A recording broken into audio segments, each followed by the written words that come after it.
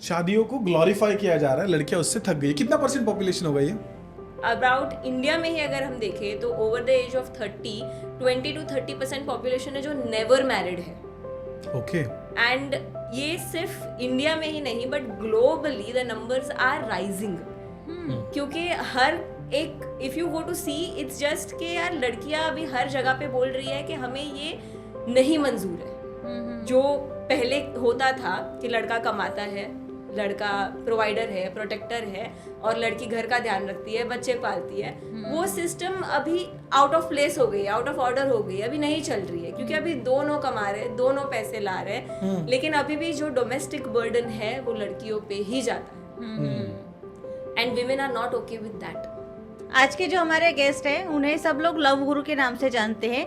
ये सिंगल लड़कियों को सिर्फ शादी ही नहीं बल्कि उनके सोलमेट से मिलवाने का भी काम करते हैं। तो मानसी जी सबसे पहले बताइए, लव गुरु का टाइटल आपको कैसे मिला और किसने दिया? लोग बाबा बन जाते हैं, आप लव गुरु कैसे बन गए? हाँ, ये सही था, लोग बाबा बन जाते हैं। देखो मैंने तो खुद को लव कोच का टाइटल दिया है, लव गुरु का आपने दे दिया। कोच और गुरु एक ही हो गए। हाँ करेक्ट, तो मैंने ही खुद को दे दिया है ये टाइटल, किसी और ने नहीं दिया है, क्योंकि ये काम मैंने ही शुरू किया हुआ है। मैंने ही एक तरीके से समझा चीज़ों को, जो प्रॉब्लम मुझे आई थी मेरी लाइफ में। अच्छा। और मुझे सॉल्व करने में क्योंकि तभी कोई लव गुरु था नहीं इंडिया में। हाँ। तो मुझे काफी प्रॉब्लम हुई थी वो चैलेंजेस को सॉल्व करने में। और फिर जब मैंने सॉल्व कर ली तो मैंने बोला क्यों नहीं मैं बाकी सब लड़कियों को भी हेल्प करूँ ये चीज में।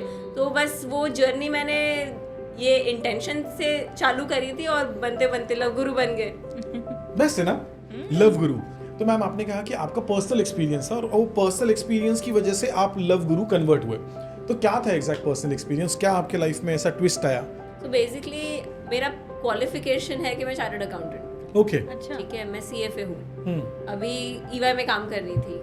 सो I had a very successful career going on and building on for me. ठीक है, सही चल रहा था लाइफ। फिर माँ बाप ने बोला अच्छा चलो अभी शादी करनी है। ठीक है, और शादी में बोलने लगे कि बेटा ऐसे ही होता है, सब एडजस्ट कर लो, थोड़ा कॉम्प्रोमाइज कर लो।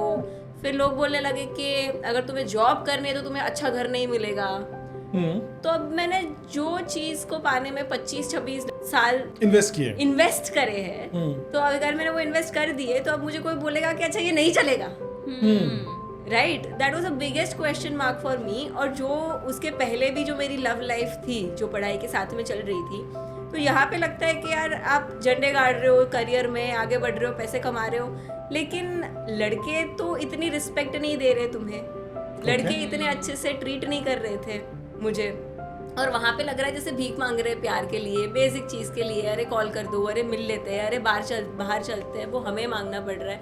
तो मैथ नहीं हो रही थी कि ऐसे क्यों हो रहा है। और फिर अगर शादी भी ऐसी है तो मुझे क्यों चाहिए शादी, पैसे तो मैं कमा रही हूँ, मम्मी पापा ठीक ठाक है, ऐसा कोई भाई नहीं है जो मुझे घर से निकाल देगा, तो सब सही चल रहा है मेरा, तो शादी करूँ ही क्यों मैं? That was a biggest question जो मुझे आया था तभी जब मम्मी पापा ने बोला शादी कर लो।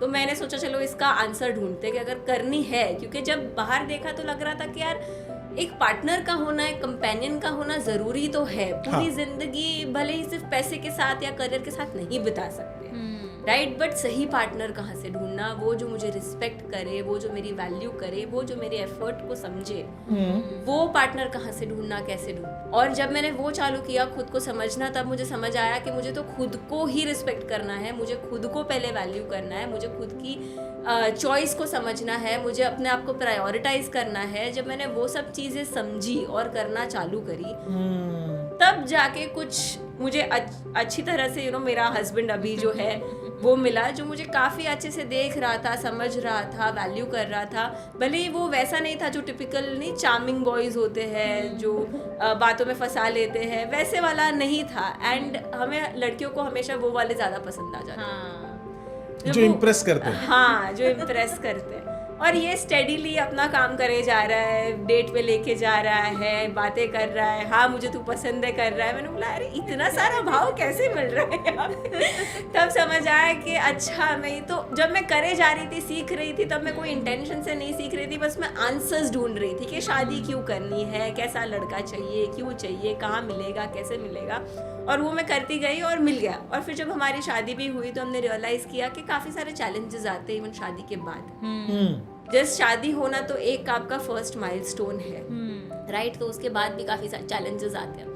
तो 1 साल जब शादी को हुआ तब समझ आया कि अच्छा इतने सारे चैलेंजेस को हमने साथ में गो थ्रू किया है, ग्रो हुए हैं, और शायद कोई होता, मतलब टूट सबके ना, वो अभी एक पॉइंट आ गया जहाँ पे अगर आप देखोगे तो सिंगल के ही नहीं डिवोर्स रेट्स भी बढ़ गए हैं, राइट? तो वो पॉइंट आ जाता है लाइफ में बार बार, क्योंकि दोनों जन काम कर रहे हैं, और ये बहुत बड़ा फैक्टर है जो हमारे पहले के सिस्टम में नहीं था।